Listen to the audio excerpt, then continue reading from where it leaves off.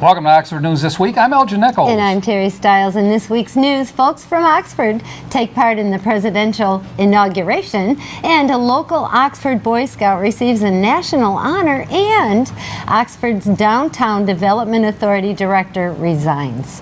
Stay tuned to learn more about these stories and others. The Oxford News begins right now.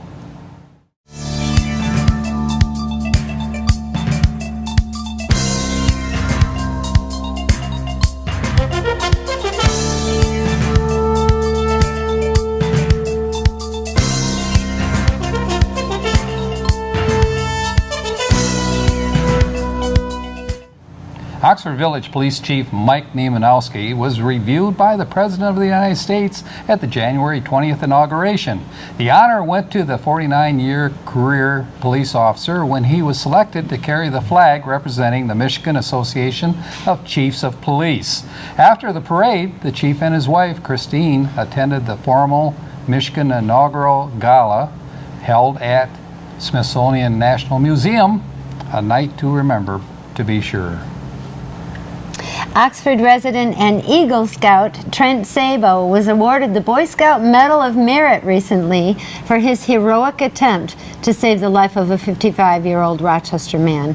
While playing basketball at an Orion facility, Sabo noticed the man collapsed and having difficulty breathing. Without hesitation, the Eagle Scout jumped into action with CPR and continued until EMS arrived. Although the man did not survive, the Boy Scouts of America recognized the exhaustive efforts Trent made to try to save this man's life. Thank you for your efforts, Trent. In a special meeting this week, Joe Frost, director of the Oxford Downtown Development Authority, DDA, officially submitted his resignation to his board. Frost, who has led the charge since July 2015, will leave the Oxford Village position for a job as associate planner for Main Street, Oakland County, MSOC.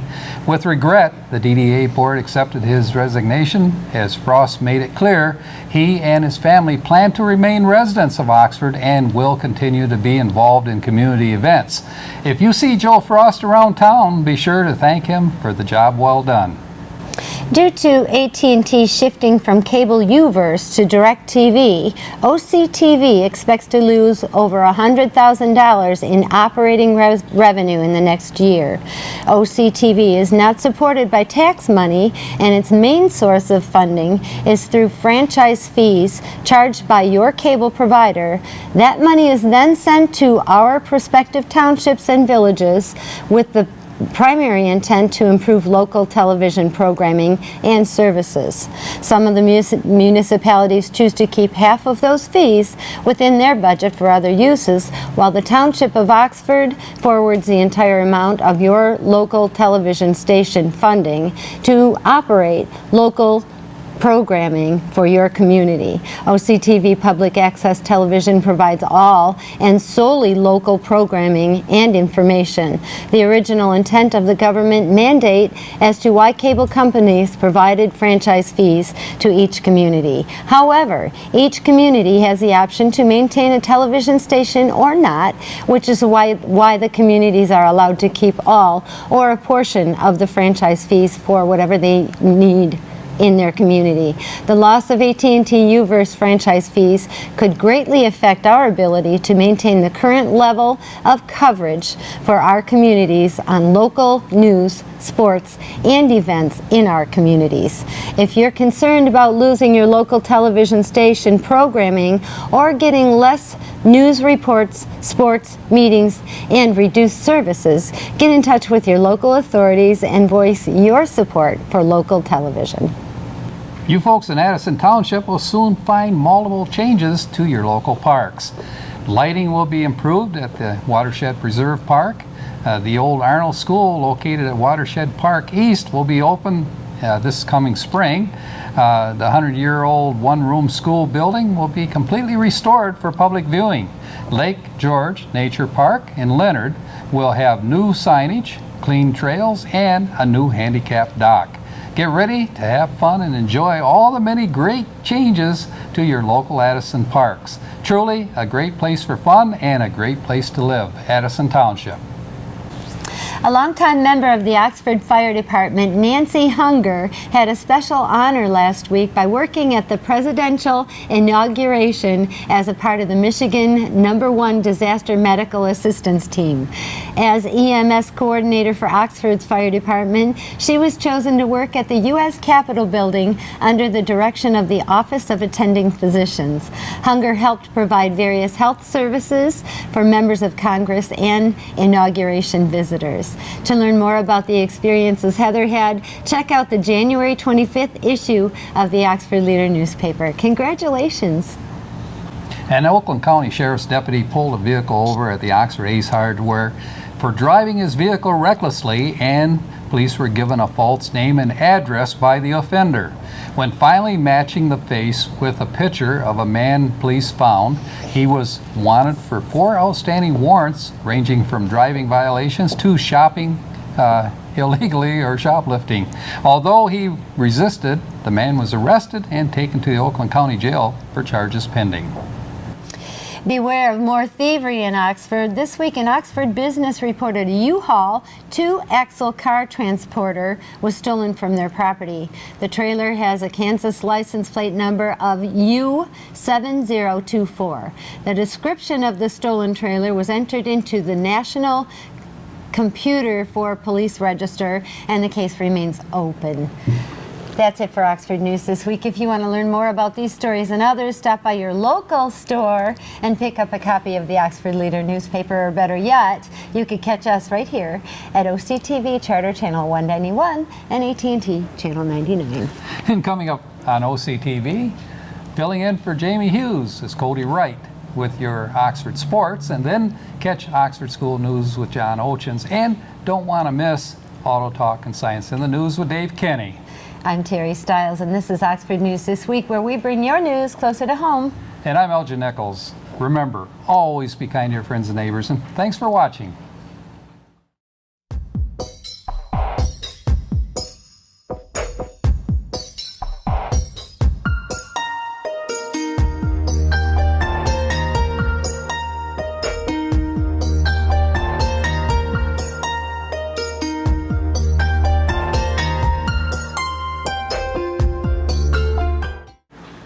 Welcome to Science in the News. I'm Dave Kenny, and these stories are taken from the publication New Scientist.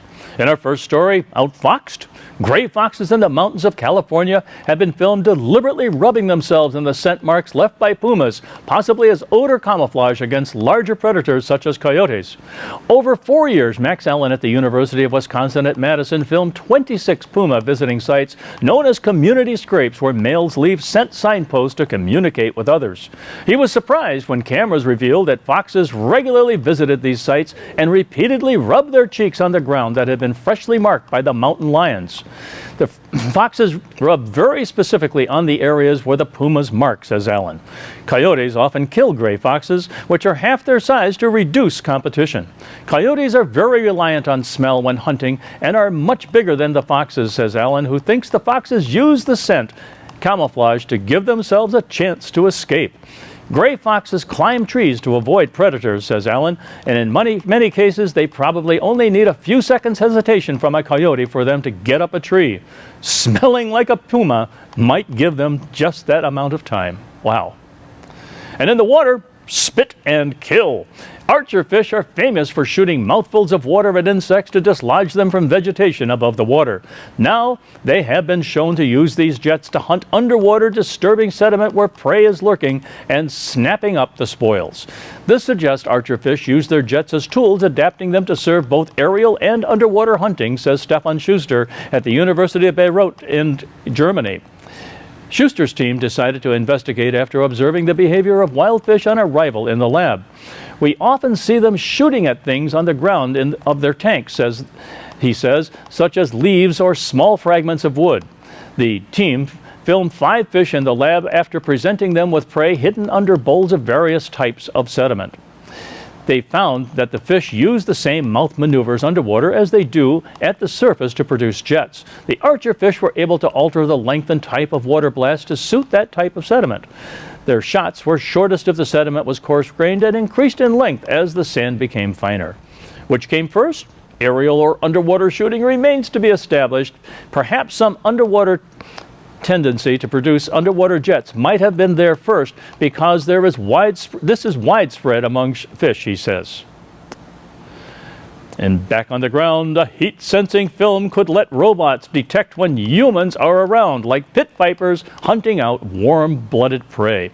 The flexible, transparent coating is made of pectin, a low-cost plant material used to set jam. Unlike conventional electronics, it relies on currents of ions rather than electrons to detect temperature variations, just like the natural membranes used by snakes. The film can sense temperature changes as small as 10 millikelvin, which is twice as sensitive as human skin. It can detect a warm body the size of a rabbit from a meter away, something the researchers tested by microwaving a teddy bear and setting it at different distances from the film. Changes in temperature cause the film's resistance to vary, which is picked up by electrodes along the edges and transmitted to a computer. Applying it all over a robot's entire body could provide 360-degree thermal sensing, says Raphael De Giacomo at ETH Zurich in Switzerland, which led the research. That could help machines navigate around crowded areas without hitting people, or help search and rescue robots locate humans in rubble or smoke-filled rooms. It could also help them avoid damage and be more helpful to people.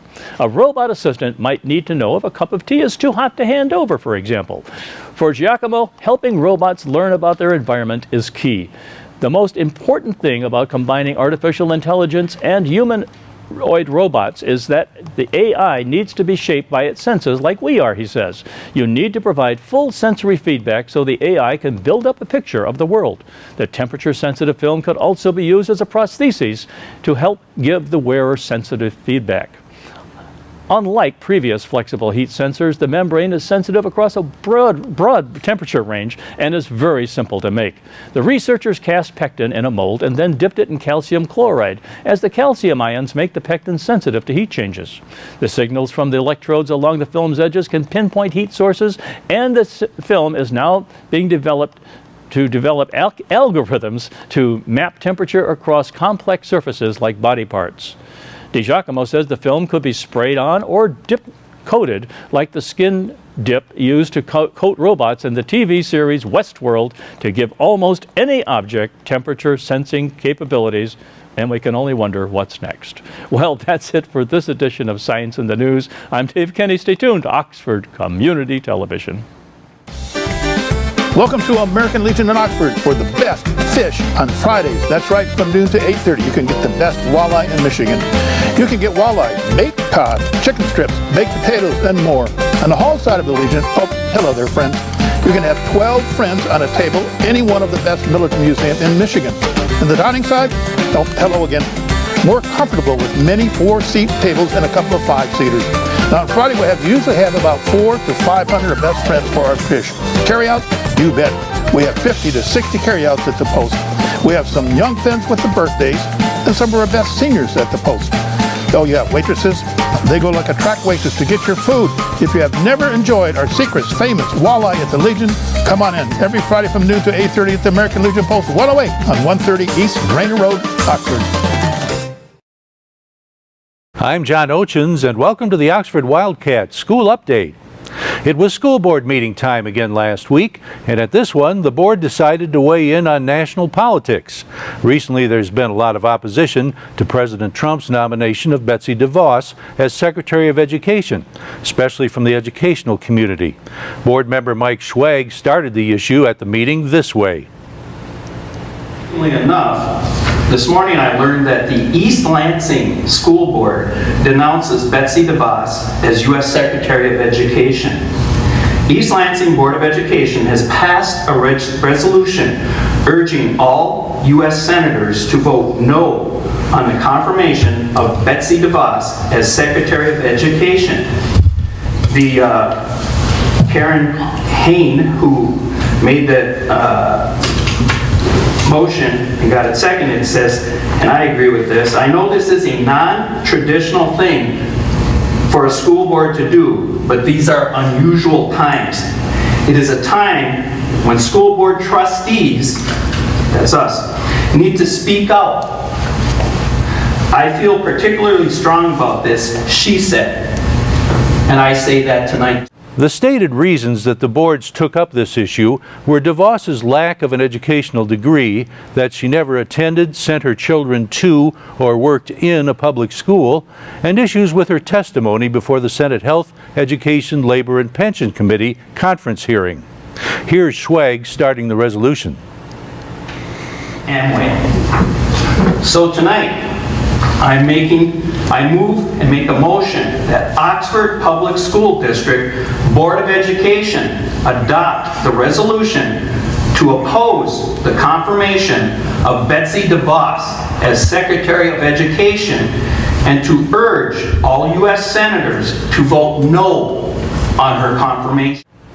A vote was taken, 5 in favor, 1 against. That was recently elected board member Thomas Donnelly Jr. Springtime is the time of competitions for our Oxford robotics teams. We thought we'd bring things up to date and see what's ahead. Nathan Witt and Bradley Taylor are on our high school team Torque 2137.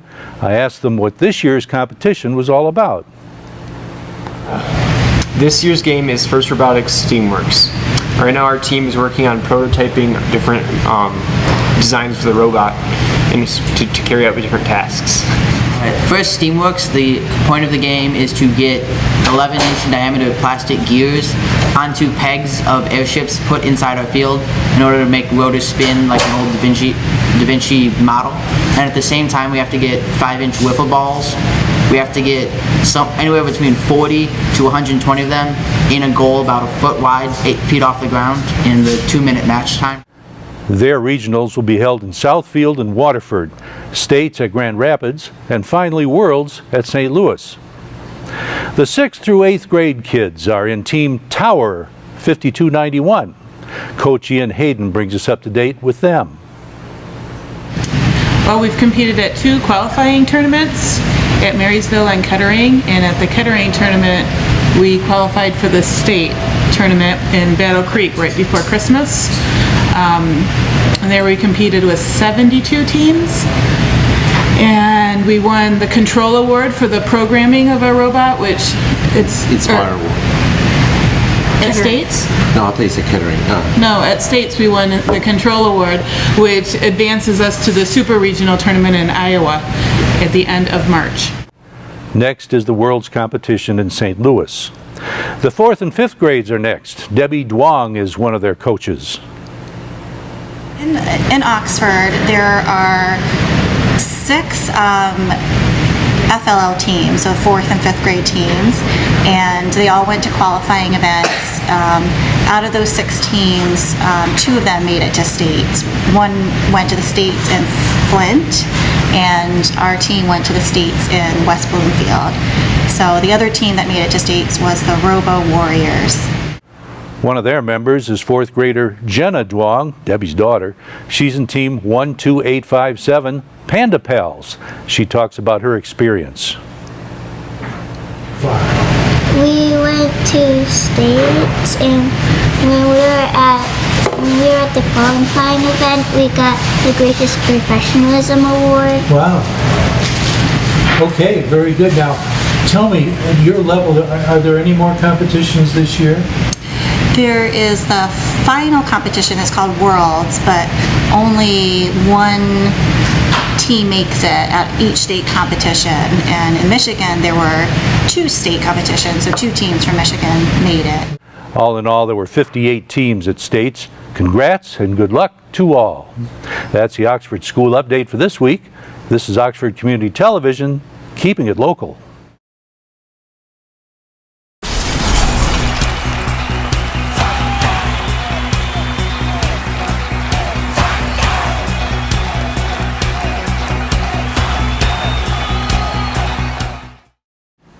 How's it going, Wildcat fans? Cody Wright here with the sports coverage. We're just getting into the heart of our winter sports season, and our teams are starting to take form, and it's shaping up to be a great overall year. So let's take a look at the past week's scores and updates. Boys basketball has been busy and has been bringing their A game, and believe me, it has shown. Last Friday we took on our rivals Lake Orion High School here at home. The JV Cats showed up ready to go as usual and took down the Dragons with a final of 40-28. along with our varsity club with a final of 66-54. The night before, freshmen took on Lake Orion at home as well, however did not meet with the same results, falling short with a final of 53-36. Monday, our boys headed up to Lapeer to see what they had to show. As for JV and varsity clubs, they were no match, JV taking them down with a score of 61-29 and varsity's final 73-50. Freshman boys still struggling to match their upperclassmen fell short to Lapeer the same night, 47-26. And like I said, they've been busy. As we've discussed before, our boys varsity team has been undefeated. Well, that all came to an end Thursday night, taking on Stony Creek on the road. Jordan Jaden and his boys couldn't hold their flawless record with an upsetting loss of 64-51. Not a bad run at all for our varsity Wildcats, and I'm sure we'll get back on the horse and continue our winning season next Tuesday as the boys head to Groves High School. For our girls basketball, we just can't seem to find some momentum. Our JV and freshman ladies went on the road Monday facing Clarkston High School. Tough defeats were handed to both teams, JV 45-22, freshmen 26-12. The very next night, we all headed to Bloomfield, where our varsity club fell 52-33 and freshmen 30-20. Another tough week for our Wildcat basketball gals, however, nothing that can't be turned around. On the bright side for our lady sports, the girls bowling team took on North Farmington and Clarkston at Collier Lanes over the course of last week, taking the W against Farmington with a final of 26-4 and also against Clarkston 25-5. Keeping the energy high after quite a successful tournament, taking second at the Oakland County Championships the week before. The boys bowlers faced the same schedules as the girls, however, they split the success, beating Farmington 19-11 and falling to Clarkston 21-9. But let's not forget the boys' performance at the Oakland County tournament the weekend before, where our Wildcat Rollers took first place. Wednesday, the co-ed varsity A wrestling team hit the mat against tough competitors of Catholic Central. The boys couldn't pull off a win against these guys and fell to a final of 45-13. However, not a bad performance taking on one of the top-ranked teams in Division I. And Oxford and Avondale United varsity hockey team will be facing off at Troy Sports Center against Warren Mott High School Saturday the 28th at 8 p.m. If you're a hockey fan or just a diehard Wildcat supporter, come on down and support our boys. Like I've said before, our hockey team has come a long way, and I believe this program has bright years ahead of it. Two of our strong upperclassmen are both ranked in the top 10 statistically. Cameron Clausen's name being a big talking point is third in the league in goals and seventh in points. And Brendan Hensey, his line mate, ranked in the 10th spot for assists. Well, before we go, I want to remind you as usual to stay informed on the progress of our high school boys and girls sports.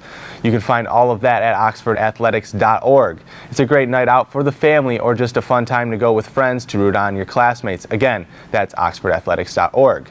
Don't forget to stay tuned to our coverage of the games. Check out the website, occtv.org. You can catch the sports coverage on TV on Saturdays and Sundays between 1 and 6, or just watch it on YouTube, which can be found through our website once again. That's occtv.org. And that should do it for this week's sports. I want to thank you for watching, and don't forget to tune in next week. I'm Cody Wright. We'll see you soon.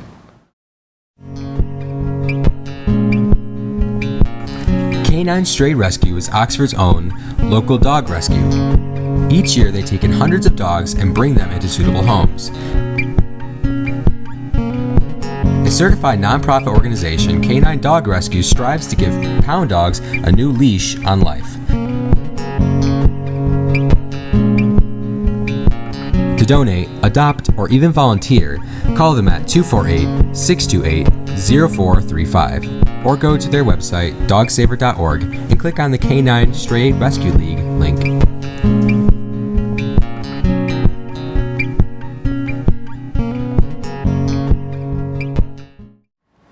Welcome to this edition of Auto Talk. I'm Dave Kenny, and these stories are taken from the publication Automotive News. In our first story, the full spec sheet for the Ford GT is out, and the newest American supercar will be the fastest vehicle to wear a Ford badge. Ford said the GT will have a top speed of 216 miles an hour thanks to a turbocharged V6 that generates 647 horsepower at 6,250 RPM and 550 pounds-feet of torque at 5,900 RPM. The company also noted the GT laid down a 2-minute, 9.8-second time at the Calabogie Motorsports Park in Canada. For comparison, the McLaren 675 LT did a 2 minutes, 10.8 seconds, and the Ferrari 458 Speciale only managed a 2-minute, 21.9 seconds. The 2005 to 2006 Ford GT previously held the automaker's top speed record of 205 miles an hour. The Ford GT's dry weight is 3,045 pounds. Fluids would add another 100 or 2 more, but power to weight comes out at 4.72 pounds per horse, and that's a lot. That lands the GT in between what Ford calls are its two primary competitors, the 675 LT and the Ferrari 488. The GT is priced in the mid-400,000s. Ford began GT production and delivery in December. Ford is limiting output to 250 a year. It received more than 6,000 applications for the first 500. It announced earlier this year it will extend production an additional 2 years through the 2020 model year. The application process favored current GT owners and Ford loyalists to ensure the new cars will be driven on the road and not stored or flipped for a profit. The third year of production will be set aside for applicants who were placed on the wait list for the first batch of cars. The application process for fourth-year cars will be open in early 2018, Ford said previously. So get your apps out, boys. In our next story, robot cars will be put through their paces by researchers and federal regulators at 10 test tracks designated by the U.S. as official sites for validating the technology. In one of its last acts under the Obama administration, the Transportation Department picked 2 sites in California and 1 each in Michigan and 7 other states as locations for proving self-driving cars before they hit U.S. roadways. The selections follow a nationwide competition among national testing centers that began in November. Automakers will share the facilities and data to accelerate the arrival of autonomous cars, the regulator said. The race is on to put robot cars on the road with Tesla Motors, BMW AG, General Motors, Ford Motor Company, and Volvo Cars, each pledging production of fully autonomous cars within 5 years. Alphabet Inc. spun off its Google self-driving car project, renamed it Waymo, and unveiled a driverless Chrysler Pacifica minivan earlier this month. Detroit and Silicon Valley, vying for supremacy over autonomous autos, each received official test sites in their backyards. Gomentum Station, a decommissioned naval base in Concord, and the San Diego Association of Governments each got the nod in California. The American Center for Mobility at Willow Run in Michigan, where B-24 bombers were built during World War II, also made the cut. Michigan's planned $80 million site sits on more than 300 acres. The winning facilities will need to be opened by January 1st, 2018. The first phase of the American Center for Mobility's planned highway, urban, and rural simulation, a 2.5-mile highway loop, is expected to open by December. A proving ground designation is not expected to come with federal funding, though backers of the Willow Run project hope the label can leverage additional funding. The Michigan Economic Development Corporation, through the Michigan Strategic Fund, committed $20 million for the highway loop segment. The Strategic Fund board also approved a state Renaissance Zone designation that waives property taxes for 15 years, which is worth about $1.9 million per year. Another $60 million in funding will be needed. Proponents are lobbying the federal government and the private sector. AT&T is the Mobility Center's first corporate partner, which will be the sole provider of cell network service through 2020. Governor Rick Snyder and his administration want the state to be a national leader in the emerging mobility sector as automakers and tech firms work on self-driving technology both in Michigan and in places like Silicon Valley. Michigan faces stiff competition from other states. The American Center for Mobility, Michigan Department of Transportation, University of Michigan, and Michigan State University on January 18th unveiled a coalition with universities and transportation departments in Ohio and Pennsylvania to collaborate on automated vehicle research, and the race is on. Well, that's all for this edition of Auto Talk. I'm Dave Kenny, and as always, may the wind be at your back as you cruise down life's highways. Stay tuned to Oxford Community Television.